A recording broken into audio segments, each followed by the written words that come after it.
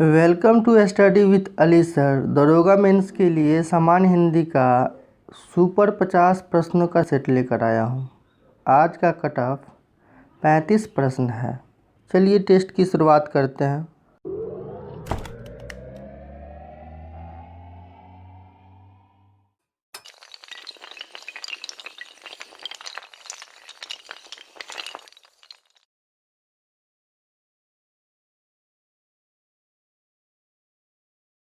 Question number 1, निम्नलिखित में शुद्ध वाक्य है। ललित मोदी को 2 बेटियां हैं। कर्म ही जीवन की कसौटी है।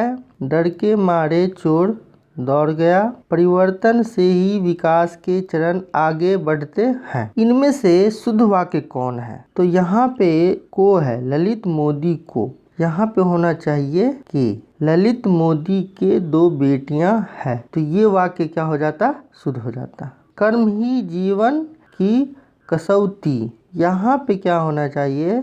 कसौटी होना चाहिए। कसौटी रहता तो ये वाक्य क्या हो जाता? सही हो जाता। डर के मारे चोर दौड़ गया, यहाँ पे दौड़ की जगह क्या होना चाहिए?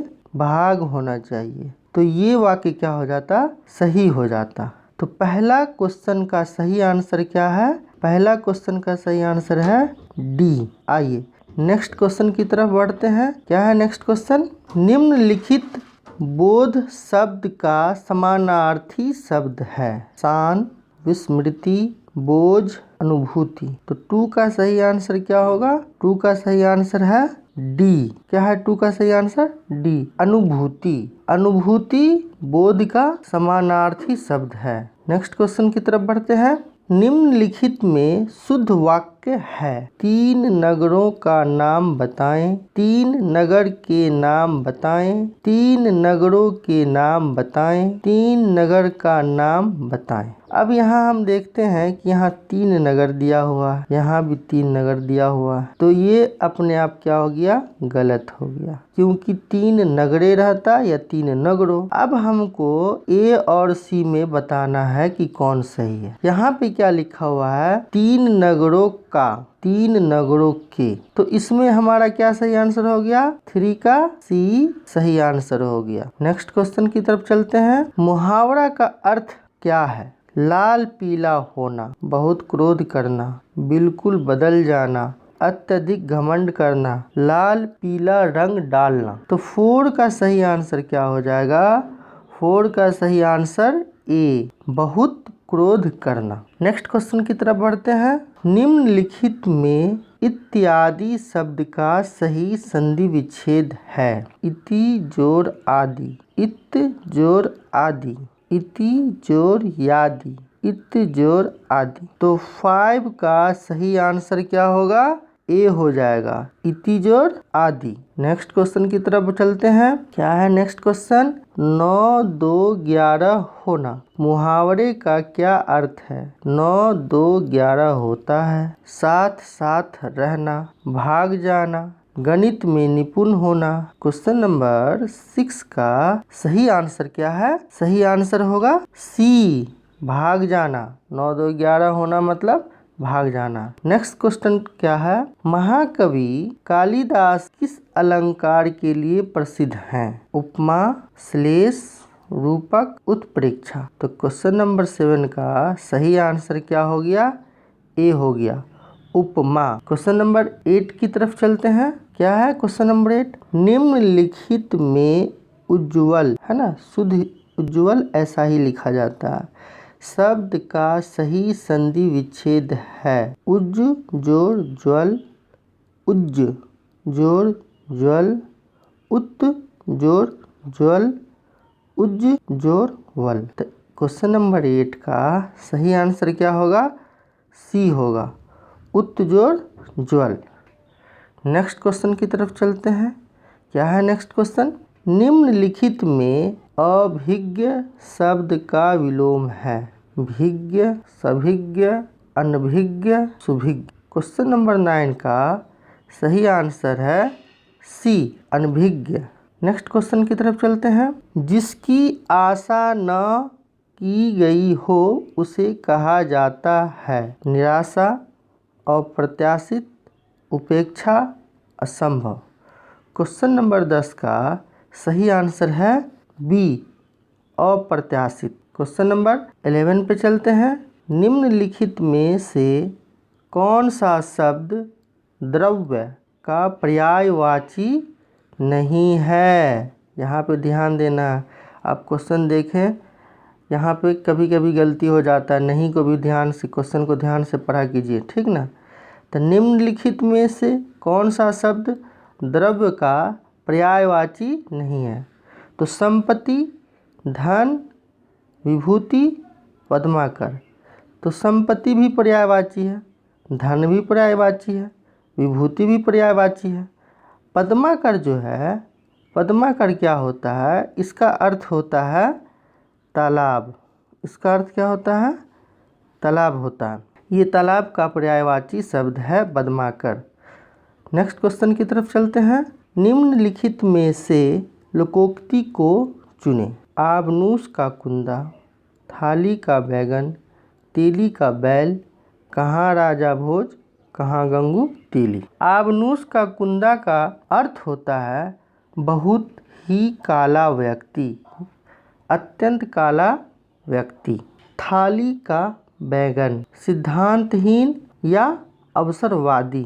तेली का बैल बुरी तरह काम में लगा रहना। तो ये सभी मुहावरे हो गए और ये हमारा क्या हो गया? कहाँ राजा भोज कहाँ गंगू तेली लोकोक्ति हो गया। तो 12 का सही आंसर क्या हो जाएगा?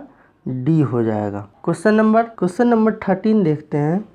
निम्नलिखित में उन्मूलन शब्द का विलोम है। उत्यापन, रोपण, आरोपण, सत्यापन। तो इसका सही आंसर होगा 13 का सही आंसर होगा बी, रोपण। उन्मूलन का विलोम रोपण होता है। आइए क्वेश्चन नंबर 14 देखते हैं। क्वेश्चन नंबर 14, निम्नलिखित में आचार शब्द का विलोम कौन है? ये होना चाहिए। अनाचार्य, अनाचार्य, अत्याचार, विचार। क्वेश्चन नंबर 14 का सही आंसर क्या होगा? क्वेश्चन नंबर 14 का सही आंसर होगा ए होगा। क्यों? क्योंकि यहाँ पे अनाचार है, यहाँ पे ध्यान देना है। इस तरह में गलती होने की संभावना ज़्यादा रहती है। तो क्वेश्चन नंबर 14 का सही आंसर क्या है? ए, अनाचार्य। अब आते हैं कि आचार का मतलब क्या होता है? इसका मतलब होता है चाल चलन। और इसका अनाचार्य का मतलब क्या होता है? इसका मतलब होता है दुराचरण। ठीक, तो इसका मतलब क्या हो गया? आचरण और अनाचार, दुराचरण। क्वेश्चन क्या था? आचार शब्द का विलोम क्या होगा? क्वेश्चन नंबर 15 की तरफ चलते हैं। क्वेश्चन नंबर 15, द्विज शब्द का अर्थ होता है पक्षी, सर्प, चंद्रमा, उपरोक्त सभी। तो सही आंसर क्या होगा 15 का? कमेंट बॉक्स में जल्दी लिखिए। ये तीनों अर्थ होता है, द्विज का तीनों अर्थ होता है। क्या होता है? द्विज मतलब पक्षी भी होता है, सर्प भी होता है, चंद्रमा भी होता है। तो इसीलिए 15 का सही आंसर क्या हो जाएगा? डी हो जाएगा। ठीक, क्वेश्चन नंबर 16 की तरफ चलते हैं। क्या है क्वेश्चन नंबर 16? निम्नलिखित में से कौन सा शब्द कमल का पर्यायवाची नहीं है? ध्यान से पढ़ा कीजिएगा प्रश्न। अरविंद, शतदल, पंकज, अमीय। तो यहाँ ये तीनों वर्ड जो है ना, ये तीनों क्या है? कमल का पर्यायवाची है। लेकिन अमीय जो है वो किसका पर्यायवाची है? अमृत का पर्यायवाची है। ठीक, चलिए क्वेश्चन नंबर 16 का सही आंसर क्या हो जाएगा? क्वेश्चन नंबर 16 का सही आंसर डी हो जाएगा। क्वेश्चन नंबर 17 देखते हैं क्या है। क्वेश्चन नंबर 17 है, निम्नलिखित में अशुद्ध वर्तनी वाला शब्द है। अन्वेषण, उत्प्रेक्षा, कुमुदनी, पराकथन। तो ये ध्यान से देखने पे लगता है कि ये भी सही है, ये भी सही है, ये भी सही है। यहाँ पे क्या है, परा क संयुक्त न, पराकथन। ये क्या था, ये मेरा अशुद्ध था, अशुद्ध वर्तनी था, तो इसका शुद्ध वर्तनी क्या होगा, पराकथन। तो हमारा 17 का सही आंसर क्या हो जाएगा, डी हो जाएगा। क्वेश्चन नंबर 18 की तरफ चलते हैं। क्या है क्वेश्चन नंबर 18, निम्नलिखित में से किससे देवनागरी लिपि का विकास हुआ है, खरोष्टी, फारसी, मराठी, ब्राह्मी। तो 18 का सही आंसर क्या हो जाएगा, ब्राह्मी। हिंदी का जो लिपि है देवनागरी, उसका विकास जो है वो किस लिपि से हुआ है, ब्राह्मी लिपि से हुआ। तो 18 का सही आंसर क्या हो जाएगा, डी हो जाएगा। अब क्वेश्चन नंबर 19 की तरफ चलते हैं। क्या है क्वेश्चन नंबर 19, निम्नलिखित में से कौन सा शब्द पताका का पर्यायवाची नहीं है, निशान, ध्वज, झंडा। तो यहाँ पे क्या है कि ये भी पताका का पर्यायवाची है, ये भी पताका का पर्यायवाची है, और झंडा भी पताका का पर्यायवाची है। तो हम इस तरीके से इसको छांट दिए। ये प्रस्तर जो है हर का क्या है, पर्यायवाची है। तो 19 का हमारा सही आंसर क्या होगा, डी हो गया। प्रस्तर का अर्थ क्या होता है, पत्थर। क्वेश्चन नंबर 20 देखते हैं। क्या है क्वेश्चन नंबर 20, क्वेश्चन नंबर 20 क्या है, अनुशासनात्मक कार्यवाही की प्रक्रिया के फलस्वरूप पद से नीचे उतरना के लिए एक शब्द है, प्रोन्नति, पदोन्नति, पदावधि, पदावनति। 20 का सही आंसर क्या होगा, डी होगा। पदावनति जो होता है, अनुशासनात्मक कार्यवाही की प्रक्रिया के फलस्वरूप अपने पद से नीचे उतरना, जिसको इंग्लिश में डिमोशन भी कहते हैं। क्वेश्चन नंबर 21 क्या है, क्वेश्चन नंबर 21, निम्नलिखित में से तद्भव शब्द को पहचानिए, गांव, गौरव, गृहस्थ, गोधन। तो 21 का सही आंसर क्या होगा, ए। गांव जो है वो क्या है, तद्भव शब्द है। क्वेश्चन नंबर 22 क्या है, क्वेश्चन नंबर 22, निम्नलिखित में से तत्सम शब्द को पहचानिए, नौकर, निर्जीव, नेह, निकास। क्वेश्चन नंबर 22 का सही आंसर क्या होगा, बी होगा। निर्जीव जो है वो तत्सम शब्द है। क्वेश्चन नंबर 23 देखते हैं। निम्नलिखित प्रसाद शब्द का समानार्थी शब्द है, कृपा, प्रसाद, महल, उपरोक्त सभी। तो क्वेश्चन नंबर 23 का सही आंसर है सी, महल। प्रसाद शब्द का समानार्थी शब्द यहाँ पे क्या है, महल है, और इस प्रसाद का समानार्थी क्या हो जाएगा, कृपा हो जाएगा। क्वेश्चन नंबर 24 की तरफ चलते हैं। विशेषण के कितने भेद होते हैं, 3, 4, 5, 7। 24 का सही आंसर क्या होगा, 24 का सही आंसर बी, विशेषण के 4 भेद होते हैं। क्वेश्चन नंबर 25 की तरफ चलते हैं। निम्नलिखित में कौन सा शब्द भाववाचक संज्ञा नहीं है, मिठाई, चतुराई, लड़ाई, उतराई। 25 का सही आंसर क्या होगा, ए होगा। मिठाई जो है वो भाववाचक संज्ञा नहीं है। मिठाई जो है क्या है, द्रव्यवाचक संज्ञा है। ठीक। क्वेश्चन नंबर 26 देखते हैं। निम्नलिखित में कौन सुमेलित नहीं है, सुंदर, सुंदरता, गायक, गायिका, सूर्य, सूर्या, ठाकुर, ठाकुरानी। यहाँ पे ठाकुर ठाकुराइन होना चाहिए। क्या होना चाहिए, ठाकुराइन, ठाकुराइन होना चाहिए। तो क्वेश्चन नंबर 26 का सही आंसर क्या होगा, डी होगा। ये सुंदर का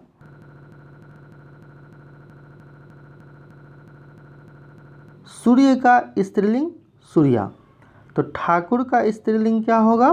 ठाकुराइन होगा, ठाकुरानी नहीं होगा। ठीक, तो क्वेश्चन नंबर 26 का सही आंसर क्या था? डी था।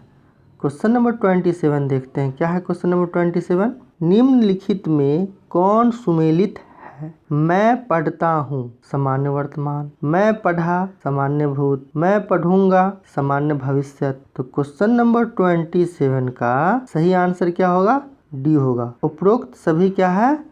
सुमेलित है। क्वेश्चन नंबर 28 देखते हैं, क्या है? भाषा की सबसे छोटी इकाई है शब्द, वाक्य, वर्ण, लिपि। 28 का सही आंसर क्या हो जाएगा? सी वर्ण। यहाँ पे अक्षर रहता ऑप्शन में, तो अक्षर भी क्या हो जाता? सही हो जाता। क्वेश्चन नंबर 28 का सही आंसर क्या है? सी। क्वेश्चन नंबर 29 देखते हैं, क्या है? पेड़ से पत्ता गिरा, इनमें कौन सा कारक है? करण, अपादान, अधिकरण, संबंध। तो करण कारक का भी विभक्ति चिन्ह क्या होता है? से होता है, और अपादान का भी क्या होता है? से होता है। तो यहाँ पे पेड़ से पत्ता गिरा, यहाँ से है। अब इस दोनों में से कौन सा कारक होगा? ये तो होगा नहीं।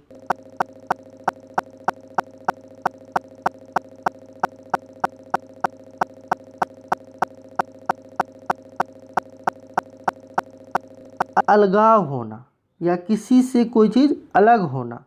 तो पेड़ से पत्ता गिर रहा है, पत्ता पेड़ में लगा हुआ था तो अलग हो रहा है। तो 29 का सही आंसर क्या हो जाएगा? बी हो जाएगा। यहाँ पे क्या है?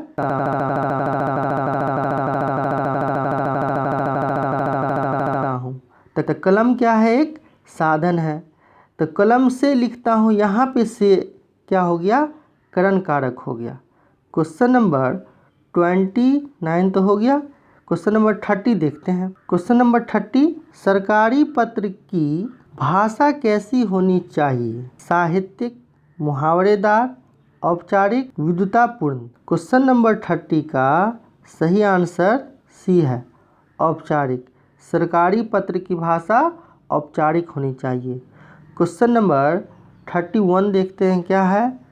हिंदी वर्णमाला में कितने व्यंजन होते हैं? तो कितने व्यंजन होते हैं? 33। और स्वर कितने होते हैं? स्वर 11 होता है, और व्यंजन कितने होते हैं?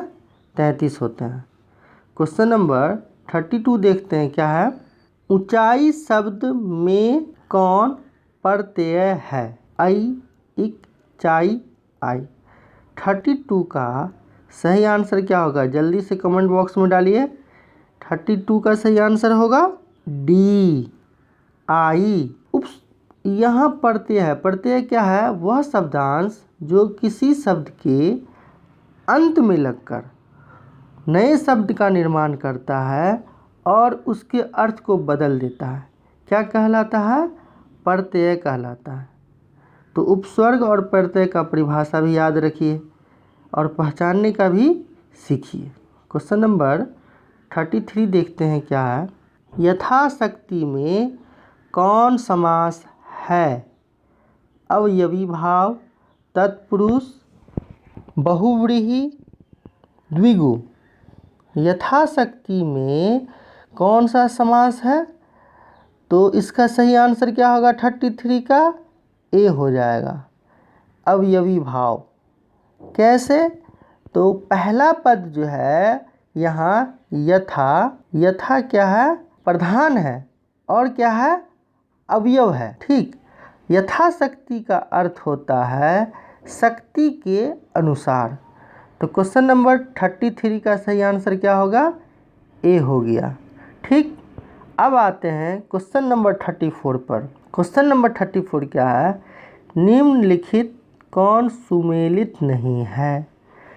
कर्ता पर, अपादान से, संबंध, का के की, संबोधन, अरे ओ।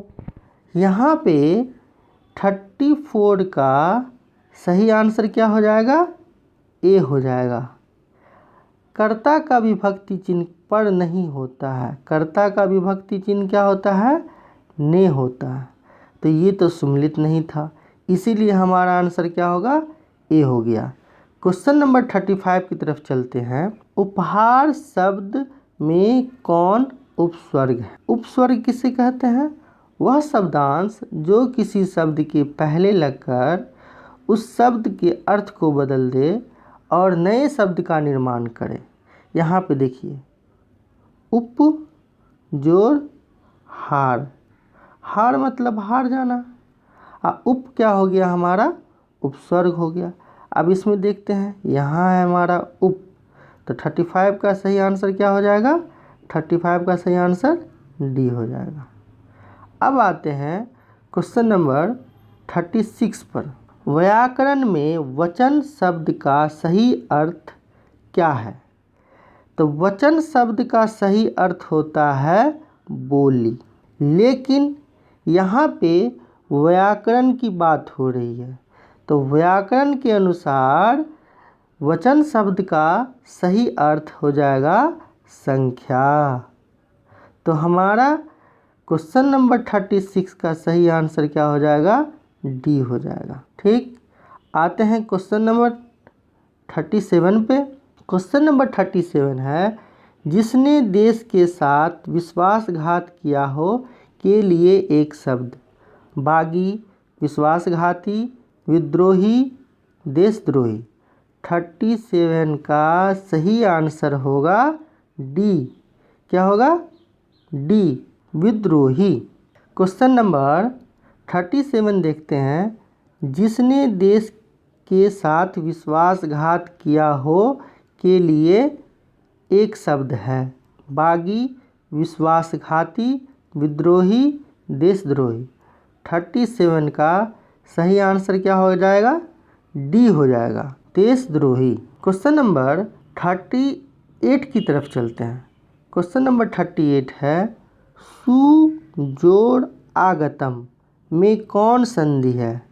गुण संधि, अयादि संधि, वृद्धि संधि, यन संधि। तो क्वेश्चन नंबर 38 का सही आंसर होगा डी, यन संधि। क्वेश्चन नंबर 39 की तरफ चलते हैं। क्या है क्वेश्चन नंबर 39? कलई खुलना मुहावरे का अर्थ है रंग उतरना। क्वेश्चन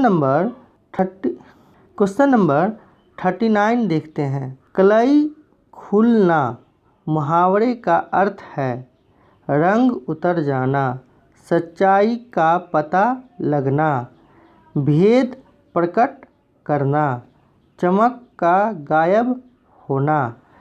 39 का सही आंसर क्या हो जाएगा? भेद प्रकट करना, सी हो जाएगा 39 का। क्वेश्चन नंबर 40 देखते हैं। क्वेश्चन नंबर 14 क्या है? निम्नलिखित में कौन मुंशी प्रेमचंद की रचना है? ठीक ना, निम्नलिखित में कौन मुंशी प्रेमचंद की रचना है? पंच परमेश्वर, बड़े घर की बेटी, गुल्ली डंडा, उपरोक्त सभी। तो उपरोक्त सभी यहाँ पे क्या हो जाएगा? सही आंसर होगा, क्योंकि ये तीनों पंच परमेश्वर की। क्वेश्चन नंबर 14 देखते हैं। क्या है? निम्नलिखित में कौन मुंशी प्रेमचंद की रचना है? पंच परमेश्वर, बड़े घर की बेटी, गुल्ली डंडा, उपरोक्त सभी। तो उपरोक्त सभी सही आंसर होगा। क्वेश्चन नंबर 40 का डी आंसर होगा सही। ये सभी रचनाएं किनकी हैं? मुंशी प्रेमचंद्र जी की हैं। आइए क्वेश्चन नंबर 41 देखते हैं। क्या है 41? निम्नलिखित में कौन हरिवंश राय बच्चन की रचना है? अग्निपथ, मधुशाला, ए और बी दोनों, इनमें से कोई नहीं। क्वेश्चन नंबर 41 का सही आंसर सी है, ए और बी दोनों हरिवंश राय बच्चन की रचना है। क्वेश्चन नंबर 42, निम्नलिखित में कौन रामधारी सिंह दिनकर की रचना है? परशुराम की प्रतीक्षा, उर्वशी, कुरुक्षेत्र। क्वेश्चन नंबर 42 देखते हैं। निम्नलिखित में कौन रामधारी सिंह दिनकर की रचना है? परशुराम की प्रतीक्षा, उर्वशी, कुरुक्षेत्र, उपरोक्त सभी। यहाँ पे सही आंसर क्या होगा? 42 का सही आंसर कमेंट बॉक्स में जल्दी से लिखिए, क्या होगा इसका सही आंसर? इसका सही आंसर होगा डी। ये सभी रचनाएं रामधारी सिंह दिनकर की है। तो इसको याद कर लीजिएगा, अच्छा रहेगा, क्योंकि रचना और रचनाकार से बहुत प्रश्न आएंगे। क्वेश्चन नंबर 43 देखते हैं क्या है। निम्नलिखित में कौन साइकिल की सवारी के रचनाकार हैं? महादेवी वर्मा, दीनबंधु निराला, रामधारी सिंह दिनकर, सुदर्शन। 43 का सही आंसर क्या होगा? डी होगा, सुदर्शन। क्वेश्चन नंबर 44 देखते हैं क्या है। ठेस कहानी के लेखक कौन है?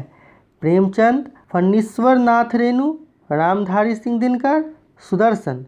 क्वेश्चन नंबर 44 का सही आंसर है B, Phanishwar Nath Renu. Question number 44 देखते हैं।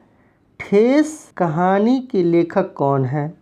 प्रेमचंद, फणीश्वर नाथ रेणु, रामधारी सिंह दिनकर, सुदर्शन। तो क्वेश्चन नंबर 44 का सही आंसर बी होगा, फणीश्वर नाथ रेणु ठेस कहानी के लेखक हैं। क्वेश्चन नंबर 45 क्या है? आइए देखते हैं। महादेवी वर्मा का जन्म कहाँ हुआ था? फर्रुखाबाद, काशी, गोरखपुर, बेगूसराय। क्वेश्चन नंबर 45 का सही आंसर क्या हो जाएगा? ए हो जाएगा।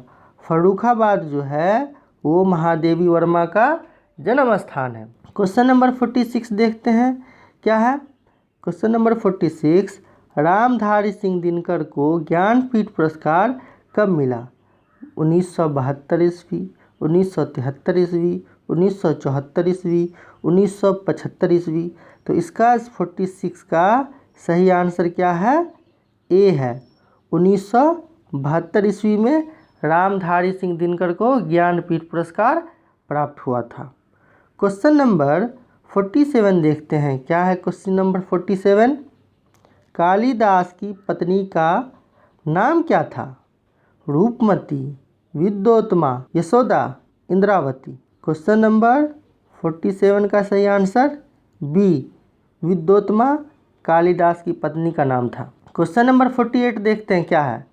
क्वेश्चन नंबर 48, ईदगाह कहानी प्रेमचंद ने किस भाषा में लिखी थी?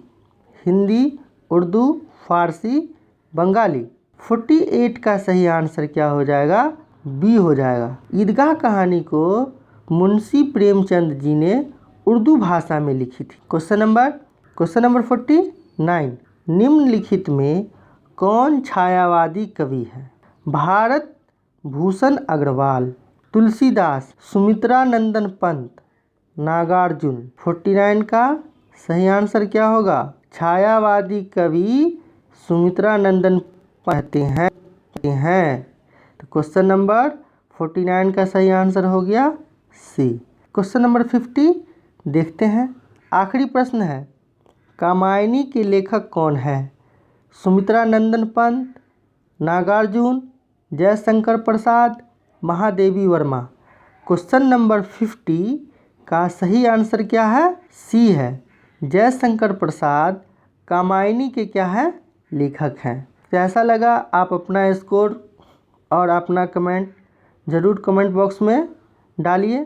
थैंक्स फॉर वाचिंग, और चैनल को सब्सक्राइब कर लीजिए। बहुत उम्मीद है आप लोगों से। धन्यवाद।